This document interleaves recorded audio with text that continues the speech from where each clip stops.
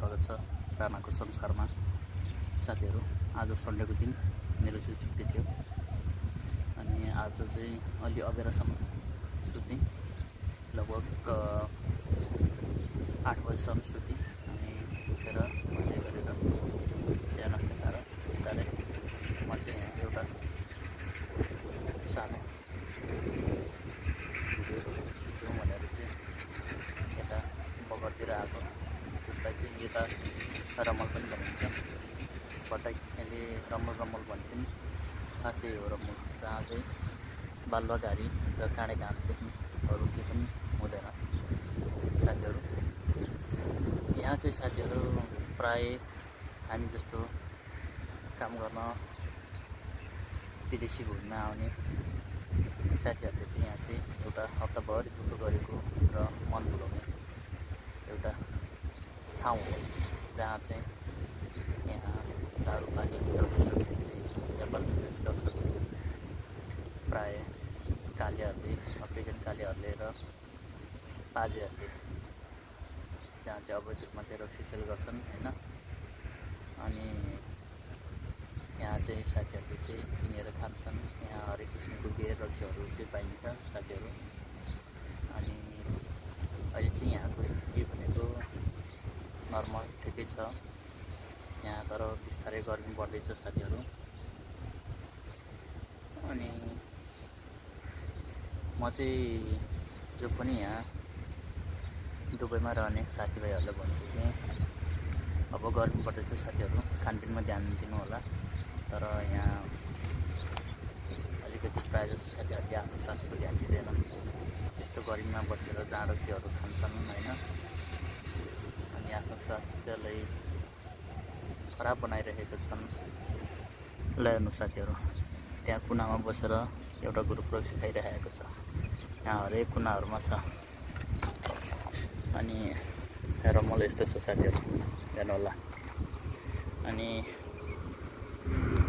कसरी चाहिँ काँडा झाडीमा बसेर, पोल मुनि बसेर खाइरहेछन्, कोही मुनिएर कोही घाममा बसेर खाइरहेछन्। यस्तो छन् साथीहरू, देख्नुपर्ने।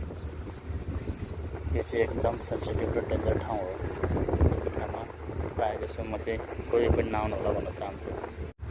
साथीहरू, अघि मैले भिडियो खिच्दा किन फर्केको भन्दाखेरि यता चाहिँ साइडमा चाहिँ अफ्रिकन कालेहरू सेडी रहेछ होइन। हेरिरहेको छ मलाई, किनकि यहाँ भिडियो खिच्न एलाउड छैन कि उनीहरूको राज्य चल्छ। उनीहरू अलिकति डेन्जर टाइपको पनि हुन्छ होइन।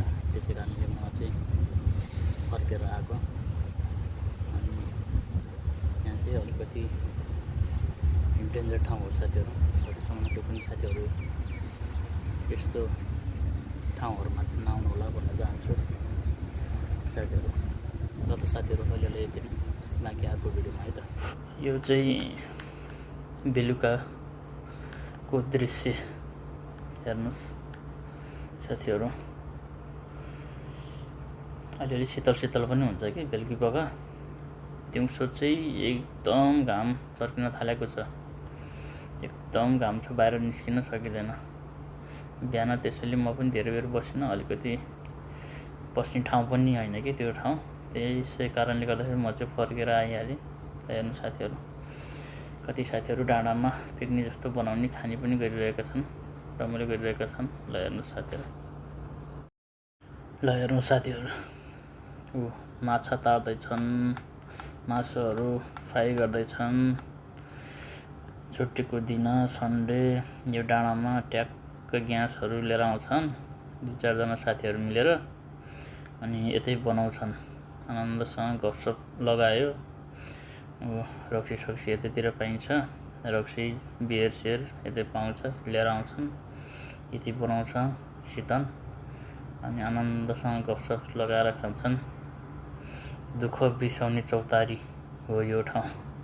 हप्ताभरि काम गरेर अनि छुट्टीको दिन आनन्दसँग बनाएर खाएर बस्छन्।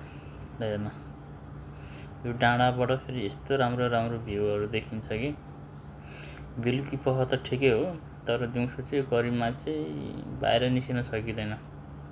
अब त अलिक पछि त लगभग 15-20 दिनपछि त यहाँ बेलुकी पख पनि निस्किन सकिँदैन, तातो हावा आउँछ क्या। नेपालको जस्तो हुँदैन, यहाँ एकदम हावा पनि तातो हावा आउँछ।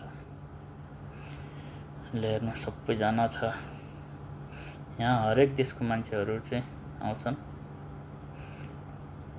इन्जोय गर्छन् अनि जान्छन् सुत्छन्। यस्तै छ साथीहरू। ल साथीहरू, अब अँध्यारो पनि हुन आँट्यो, म पनि अब रुममा जान्छु। बाई, अब अर्को भिडियोमा भेटौँला।